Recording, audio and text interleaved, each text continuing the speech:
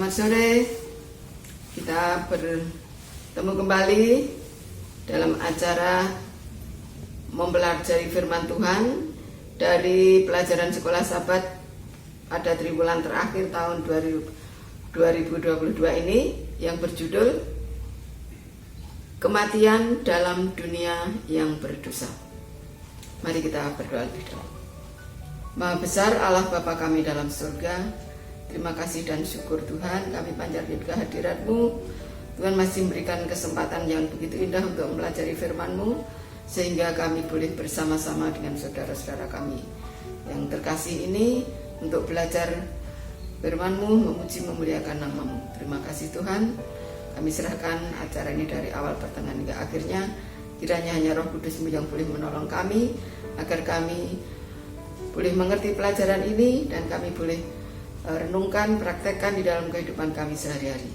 Terima kasih Bapa, mohon ampun atas semua kekurangan dosa kesalahan kami. Semua ini kami serahkan dalam nama Yesus, Tuhan dan Juru Selamat kami. Amin.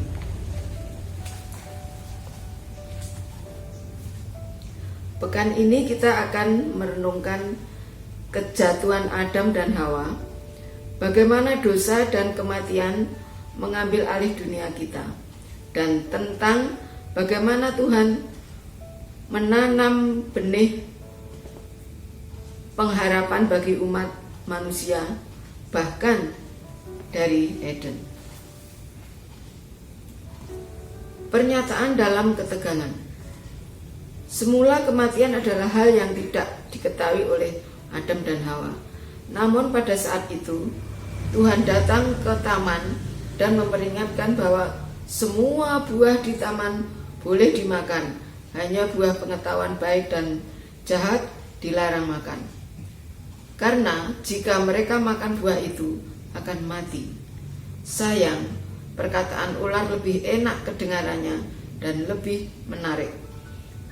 Sayangnya dalam memutuskan pilihan kedua pernyataan itu, yaitu firman Tuhan dan perkataan ular, Hawa mengabaikan 3 hal. Akal manusia tidak bisa cara aman buat mengevaluasi hal-hal rohani. Dua firman Tuhan nampak tidak masuk akal pada pemikiran kita, walaupun itu adalah kebenaran. Dan yang ketiga, dalam pemikiran Hawa tidak ada hal yang salah dalam dirinya, tetapi Allah memilih sebagai ujian ketaatan. Demikian juga bagi kita semua, banyak pilihan yang menggoda. Pilihan kita menentukan apa yang akan kita hadapi, mempunyai konsekuensi yang kekal. Poin yang ketiga, ditipu oleh ular. Kata-kata ular sangat baik di pikiran Hawa. Yang pertama, buah itu sangat baik. Yang kedua, buah itu sangat menarik. Dan ketiga, buah itu akan membuat orang tahu yang baik dan yang benar.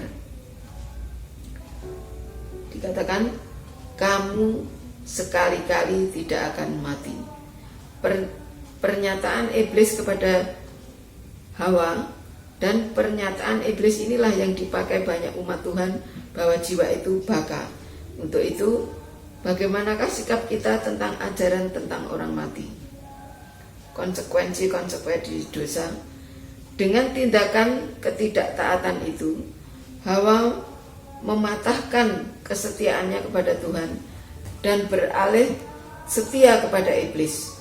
Pandangan pertama yang mengherankan mereka, yaitu mereka melihat daun-daunan yang layu dan gugur.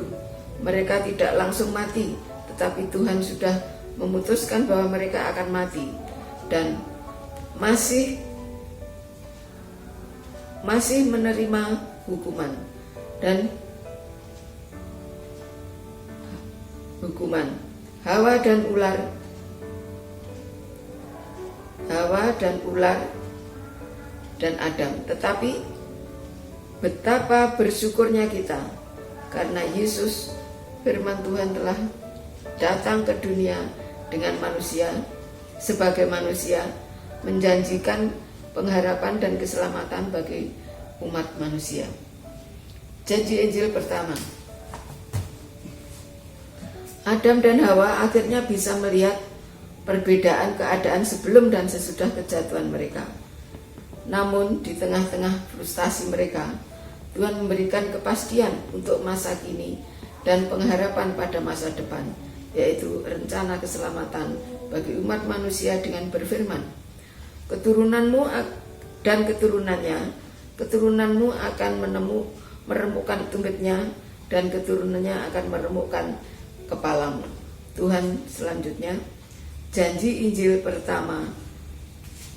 Jadi ini sebuah janji Tuhan pertama kali setelah Adam dan Hawa jatuh ke dalam dosa, yaitu bahwa Tuhan akan menyelamatkannya dan berjanji bahwa keturunan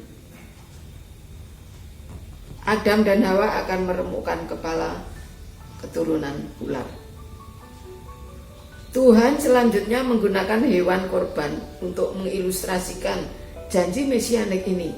Kita bisa baca di dalam Kejadian 3 ayat 21.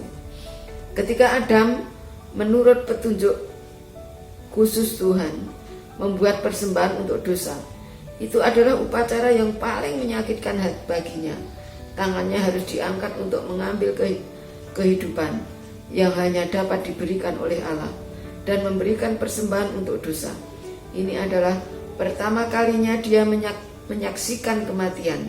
Saat dia memandang korban yang berdarah menggeliat dalam penderitaan kematian, dia harus menantikan dengan iman kepada anak Allah yang digambarkan oleh korban yang akan mati sebagai korban manusia. Dalam pendalamannya, bahwa dalam beberapa tahun menjelang akhir kematian, di mana jantung mereka berhenti berdetak dan mereka berhenti bernapas, namun mereka kemudian hidup kembali, tetapi dengan kisah-kisah fantastis melayang ke alam kehidupan lain dan bertemu dengan makhluk bercahaya. Ini semua adalah satu kebohongan. Namun ini harus menjadi peringatan yang paling jelas bahwa ada sesuatu yang salah. Sebagian besar yang memiliki pengalaman ini mengklaim bahwa makhluk spiritual yang mereka temui selama pengalaman menjelang ajal memberi mereka kata-kata yang menghibur, pernyataan yang indah tentang cinta, kedamaian dan kebaikan, tetapi mereka tidak mendengar apapun tentang keselamatan di dalam Kristus. Jadi ini suatu pelajaran yang menyimpang daripada pelajaran daripada Tuhan. Kekristenan daripada sebelum mereka mati. Juga mengapa tidak ada orang Kristen yang yakin bahwa pengalaman menjelang ajal mereka adalah gambaran surga Kristen. Pernah mendapatkan teologi Kristen apapun saat mereka di sana sebagai lawan dari sentimentalisme zaman baru dalam dosis besar. Jawabannya adalah mereka ditipu oleh orang yang sama yang menipu Hawa di Eden dan dengan kebohongan yang sama juga. Nah, di sini kita mendapatkan satu pelajaran bahwa kematian itu adalah satu upah daripada dosa, yaitu maut, mati yang kedua. Tetapi banyak orang-orang Kristen yang mengatakan bahwa sebelum mati orang-orang itu bisa melihat, bisa mendengar suara apa, pengharapan apa, dan lain-lain sebagainya. Dan itu adalah satu pelajaran yang tidak benar, dan itu boleh menjadi pelajaran bagi kita bahwa orang mati tidak tahu apa-apa, dan orang mati hanya istirahat di dalam kubur untuk menanti kedatangan Tuhan yang akan menyelamatkan. Inilah satu pelajaran yang boleh menolong kita untuk mengerti bagaimana orang mati karena dosa kita, bagaimana orang mati di dalam peristirahatannya yang terakhir. Bukan orang mati itu hidup kekal jiwanya, terus nanti reinkarnasi dan sebagainya. Itu semua adalah pelajaran daripada iblis yang tidak seperti pelajaran daripada Yesus sendiri. Terima kasih, kiranya Tuhan memberkati kita semua.